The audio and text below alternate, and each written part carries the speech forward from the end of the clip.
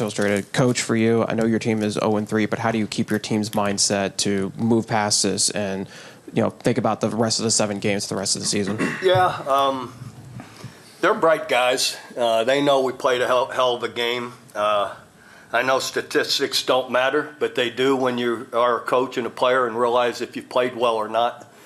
And we played so well in so many categories throughout this game to not have any turnovers, to put up double them in time of possession and all. We needed one play or two down the stretch, down the last minute and a half to finish out the game and didn't make it. If we could have picked up one more first down offensively on, the third down, we had a drop ball. We kick a field goal, but we could have burned the rest of the time. And then we come back, they score, after they score the touchdown, we give up a 35-yard. After we kick the field goal, we give up a 70-yard kick return. If we get them back on the other end, we got a chance to make them burn more time, and we don't do it. So defense couldn't come up with a stop. So we needed to make one more play somewhere and couldn't do it, or didn't do it. I know we could do it. So that's the frustrating part of it. Kelvin Cayley, BCP Plus. Coach, what was the decision at the end of the first half to not go for the field goal? Because it was definitely open. Just too long. It would have been I want to say 62-yarder or something. Yeah. It would have been something 60. Went to the I face. believe. Went to the face? Yeah. Actually, at the end of the half, we had to win. Okay. But I just didn't feel that range was good. And I had confidence we'd pick up a first down, and then we'd have a more comfortable one at some point.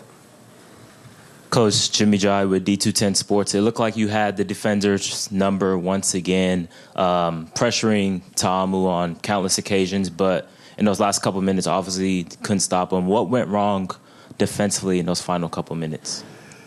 I think as much as anything, I'll answer your question, but he heard us running the football in the first half. Scrambling or quarterback draws in the first half hurt us. But in the second half, that you slip on a route. We had somebody undercut a route there that going for the interception, and the ball sails on them, and they're able to catch it and get a big play. So then we tapped them on the helmet, which you got to stay away from the head, and we get a 15-yarder. Otherwise, we got them in third and 10. They're late. So we just not our execution wasn't good enough. Coach Brandon Anderson with the comeback period. With the 2-quarterback system in place that has worked very well for the Renegades between Luis and Lindsey, will that continue now at 0-3 and with other teams throughout the UFL struggling to kind of keep pace with that? Their identity or whatnot. Is that something that will continue with the Renegades going forward or whatnot with it working so well? Why would we change it? Good point. You answered your own question at the end when you said when it's working so well.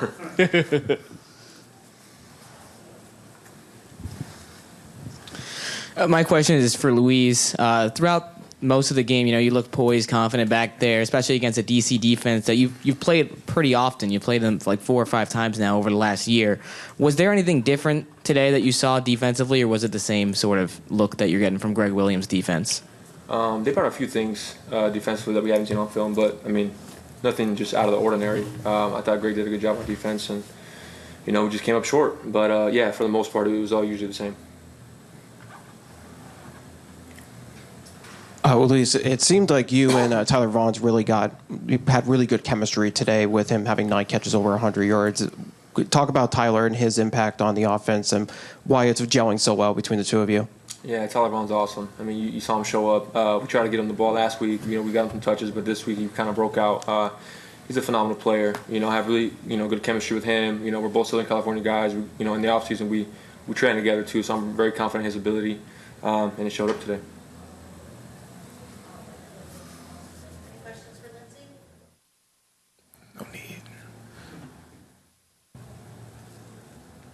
Hey, Lindsay, don't want to keep you out of it, but It's okay. You can.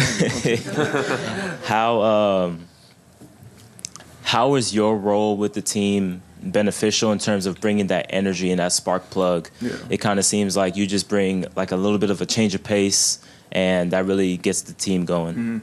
I just try to do my best to kind of, execute, what Coach asked me to do when I get in the game. And then, when I'm on the side or in the huddle, just kind of being the battery guy, being the juice. I have a lot of energy on the sideline, that I don't expend. And I use it on, keeping the guys hype, almost giving it to them. So just being that role player, the sixth man, that comes off the bench and kind of hits that dagger that hurts.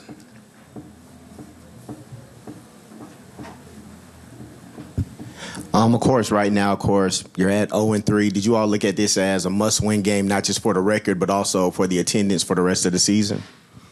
No. We looked at it as a very, an important win. We knew where our position we're in, and so we knew it was a big one, an important one for us. It's not the end all, but, it makes it tougher. No question. Luis, from your perspective, another strong week, 290 yards, 2 touchdowns, 60% completion rate. Is there anything that you can see that you can build on from this game?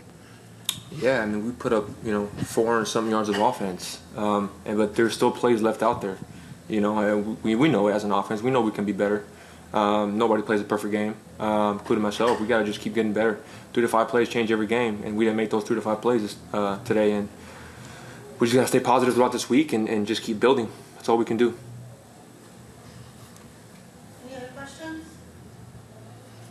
All right. Thank you, everyone. Appreciate it. Thank you.